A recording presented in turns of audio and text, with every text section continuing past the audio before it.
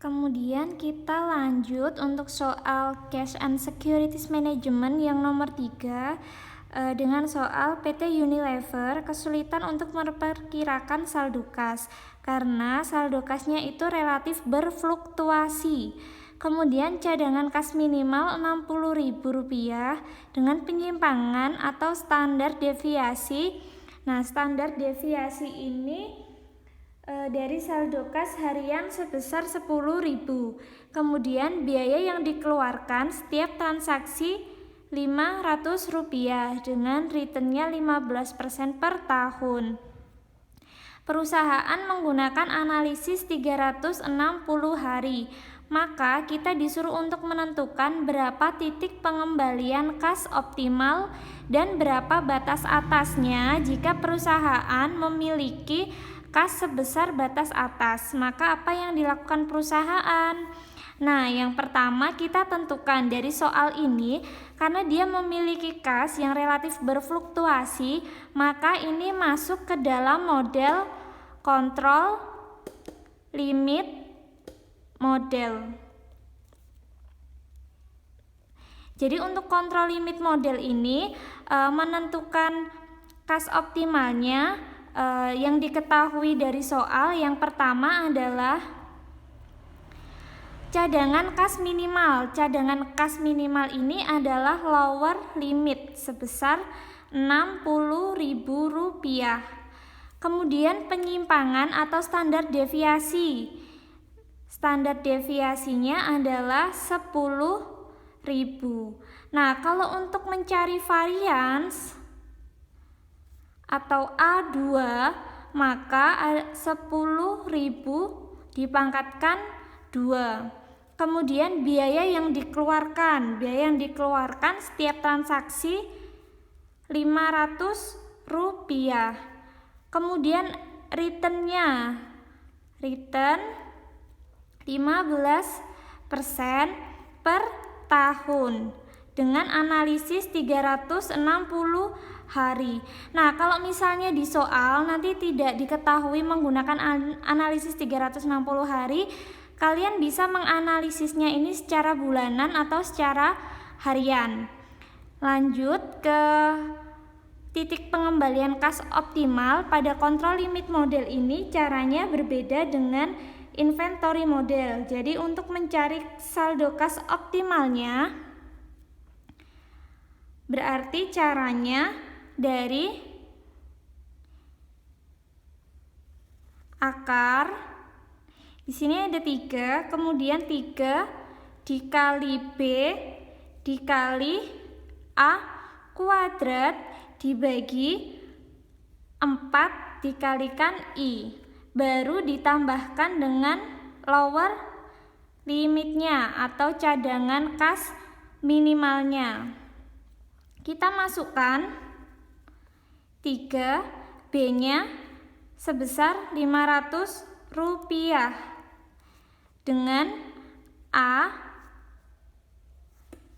10.000 kuadrat dibagi 4 dikalikan I 15% per tahun ditambah dengan lower limitnya sebesar 60.000. Nah, ini berarti 3 akar hasilnya 150 miliar. Kalau dikalikan semua, kalian bisa hitung pakai kalkulator kalian juga ya. Dibagi 4 kali 15% adalah 60%. Kalau dijadikan desimal berarti 0,6 ditambah 60.000 dari lower limitnya. Berarti ini kalau dibagi hasilnya 3 akar 250 miliar ditambah lower limitnya 60.000. Hasilnya adalah 6.200 Rp299,6 ditambah 60.000. Nah, ini ditambahkan untuk mencari saldo kas optimalnya. Berarti ketemunya nanti 66.299,6. Kalau dibulatkan menjadi Rp66.300. Jadi saldo kas optimal sebesar Rp66.300. Kemudian kita disuruh untuk mencari batas atas atau upper limit. Nah, upper limit ini caranya dari 3 Rp dikurangi 2 LL. 3 dikalikan Rp-nya. Nah, Rp ini sama dengan saldo kas optimalnya. 3 dikali 66.300 dikurangi 2 dikalikan lower limitnya 60.000. Hasilnya berarti 1 kalau dikalikan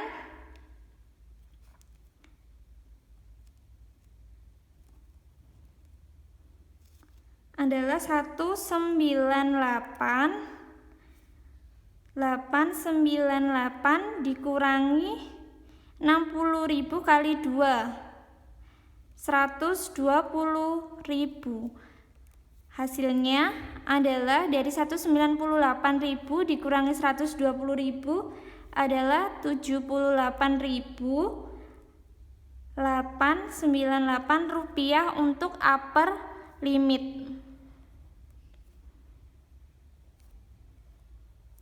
Nah, kalau misalnya kita nih disuruh menggambarkan ya, berarti lower limitnya di sini, lower limit sebesar 60.000. Kemudian saldo kas optimal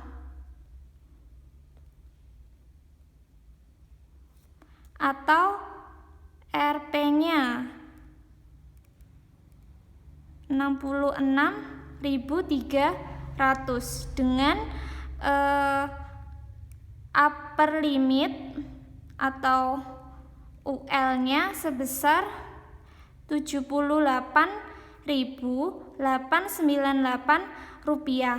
Nah, kita disuruh nih untuk menentukan apa yang akan kita lakukan. Kita cari selisih antara saldo kas optimal dengan upper limitnya. Berarti dari 78.898 rupiah dikurangi 66.300. Hasilnya sebesar 12.000 kalau dikurangi 598 rupiah. Nah, selisih ini yang akan kita investasikan ke surat-surat